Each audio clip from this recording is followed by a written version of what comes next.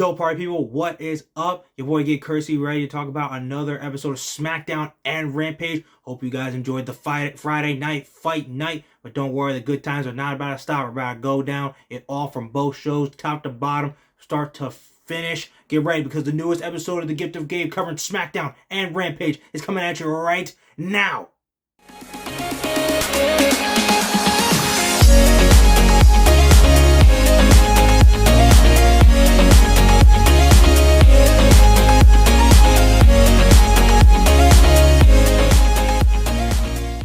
So, first things guys, let's get things rolling with SmackDown. First on SmackDown tonight, we had the Usos pulling the second of their double duty this week for title defenses as they defended against Sheamus and Butch of the Brawling Brutes. Another solid tag team match for the Usos. Another great match, produced banger, and it was great. And man, guys, I just love the fact, again, that the Bloodline is all working together because it came dividend in the very end, hitting the 1D1 and done with a little Sami USO assistance. And the Usos are still our tag team champions, and their historic run continues just like their cousin, the Tribal Chief, the head of the table, the GOAT, Roman Reigns. Literally, guys, anything the Bloodline does, anything they've done previously, especially with Sami Zayn, has been great. But now that it's not even just that they're on the same page, guys. They're literally writing the same book, and it is amazing. Same wavelength and everything. It connects, and I love every single second of it because it just took so long to finally get here. It's absolutely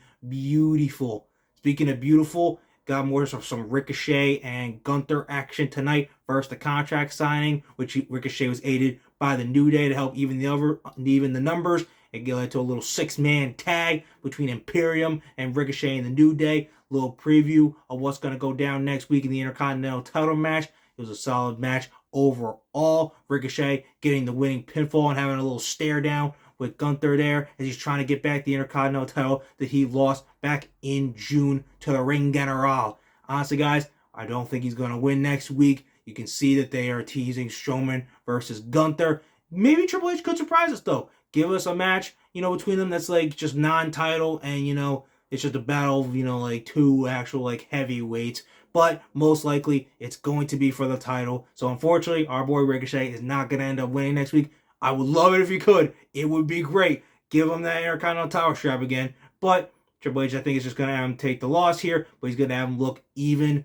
better in defeat to just set him up for future success down the line. It may not be your time for this one, Ricochet, but don't worry. It definitely will be soon. So go out there, kill it next week with Gunther. It's going to be an amazing match. Speaking of amazing, dude, next week, the Tribal Chief, the head of the table, for the first time since Survivor Series War Games, is back. I hope you'll be able to hear, the people acknowledge him because of that ruptured eardrum, thanks to Kevin Owens. But it's going to be great. But man, Jay told Sami, guys, and I'm loving this. He said, dude, I like to, fix yourself up for the Tribal Chief. Maybe, trim the beard, trim the hair. And guys, when I heard that, I immediately just lost it because, man, how long has it been since we've seen Sami with his old school look? He's literally rocking the same look since he took his break from freaking the COVID pandemic and came back in the Thunderdome era during the whole Intercontinental title fiasco. And he's been rocking it ever since. It's been great. But guys, I think this is starting to get the wheels in motion for the babyface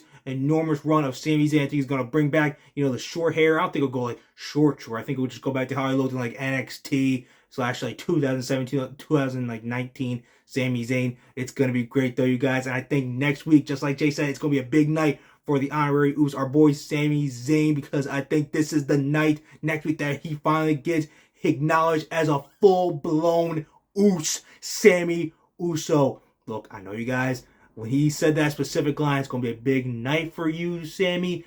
I know some of y'all were just like, oh my God, wait, is it happening next week? I don't think it's happening next week. I don't think we're going to have to start grabbing the tissues and start having an emotional breakdown because of this.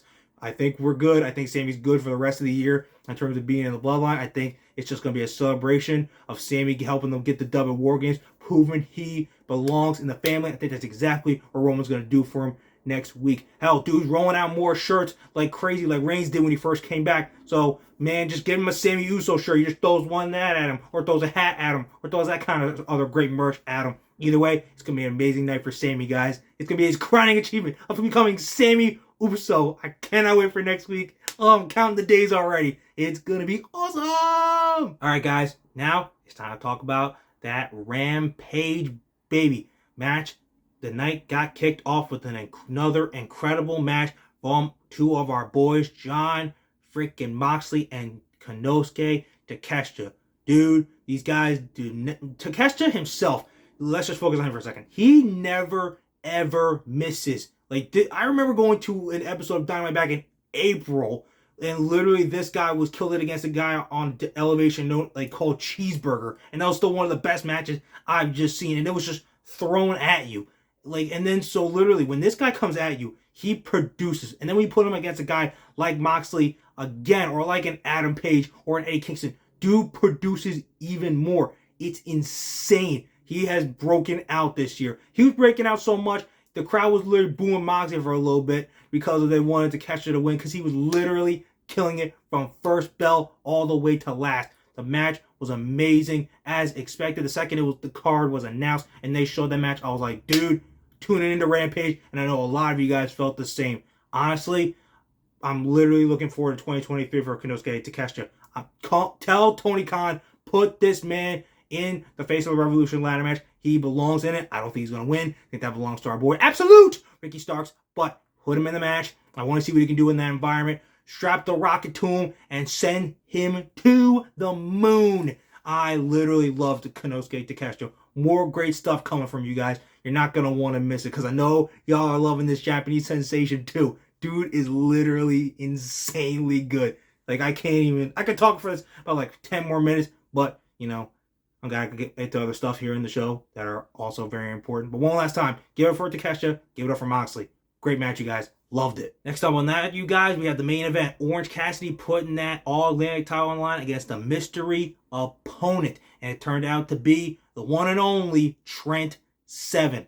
Like I said, you guys, I didn't think this was going to be Miro. I think he's going to be coming back at a later time. It seems like he has, future stuff laid up for him. Apparently he didn't like what was pitched to him before. Anyway, I think he's coming back real soon. Good talk's been engaged. I think we will see the Redeemer gracing our TV program once again. But like I said, I didn't think it was going to be him. It was Trent Seven, because, man, and that match was great.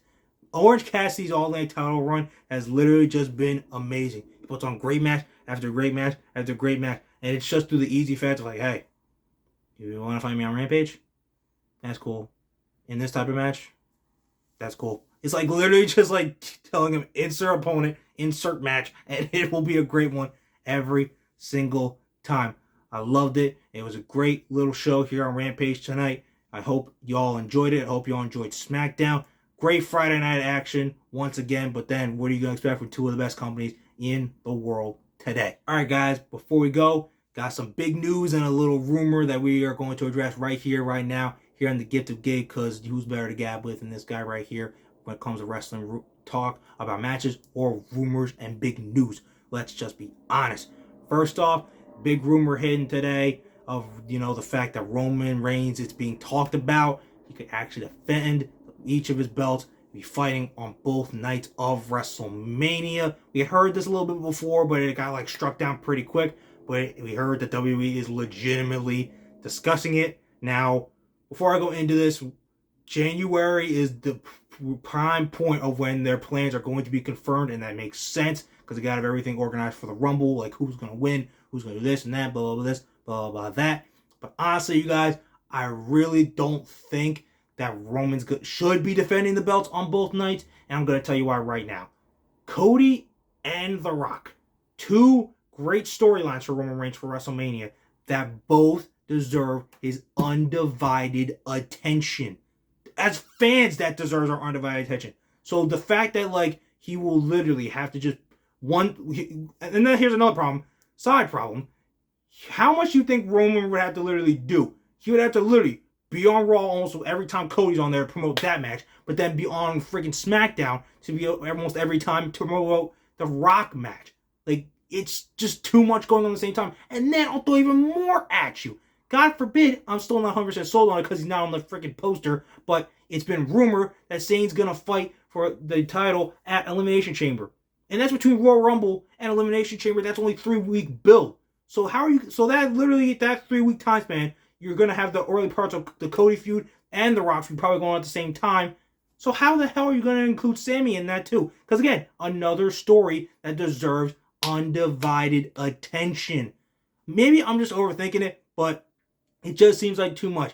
This could literally all be resolved by just Roman coming out and saying, dude, I don't feel like fighting for Raw. Like, that's just a second-rate show. It's why I don't even bother showing up. You know what? I'm going to be the gracious tribal chief and giving one that I am. Hey, wise man, give this belt back to Raw. Let the second-rate talent like the Seth Rollins and all them fight over who can be the second best here in the WWE to the tribal chief. All right? Boom. Done. Super easy. So I don't think it's going to happen. It's nothing but confirmed. It's just some like rumors. I know some media may like it. Some media may not.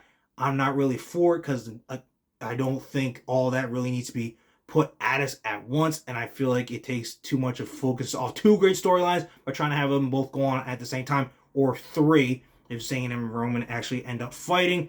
But January is the time. We'll know soon. By the end of the Royal Rumble, we should know where this is going. And I think at the end, we're gonna love where it goes, and the results are gonna be super awesome for a lot of people involved. So let's just sit back, wait, see what happens. May suck, but speculation is called speculation for a reason. We can only speculate for so long till we see what we're actually getting. Honestly. But one thing we don't gotta speculate on anymore because it was confirmed tonight. Our boy, the 16-time world champion, one of the greatest of all time, is coming back. Yeah, that's right. His name is JOHN CENA. He's coming back on the final episode of Smackdown for 2022. What could he be doing, we ask? We don't know. Could he actually announce that he's going to be in the Royal Rumble? Or is he going to get confronted by his future WrestleMania opponent? Guys, the possibilities are endless. One thing is for sure, though, you're not going to want to miss JOHN CENA showing up on the final episode of Smackdown. Definitely not. I'm definitely not, so you shouldn't either. Dude's one of my favorites ever since I got into wrestling. I'm so cool that he's going to be seeing him. It's the first time we're seeing him as part of the post-Vince McMahon era. I really think this is probably going to be, if they can, try to like intertwine some of the WrestleMania plans for him, if it's like entering the Rumble, or maybe he's confronted by future WrestleMania opponents. Either way, you guys, it could be actually, and hell, it could be something else. Either way, it's going to be great. You're not going to want to miss one of the greatest of all time. But he says he's going to do this for as long as he can, but we know that eventually time catches up to us all, and he won't be able to do this. Our Cena appearance is something you can't miss because it's a rarity, and it's something to appreciate. So, guys, some rumors, some big news, a lot of great stuff to look forward to in the coming weeks. You're not going to want to miss any of it. Don't even miss Final Battle tomorrow. I'm sure that's going to be great. A lot of cool stuff coming at you for that. But until then, you guys, Raw next week. Winter is coming. Cannot wait for that. Headline by Ricky Starks and MJF. Ooh, it got me tingling with excitement. And then the great Smackdown next week, which I think is going to be the crowning of Sami USO. All of it's going to be a great week, you guys. It's must-see television and must-see stuff here on the Gift of Gabe to see what your boy has to say about it. But until then, you guys, I will see you later. Don't forget to like and subscribe if you like this episode of the Gift of Gabe. Hope you had a fun night and a fun week with wrestling like I did. But until then, you guys, don't ever forget, when it comes to talking wrestling, who better to gab with than Gabe. Okay, you guys, see you next week. Gonna be great stuff.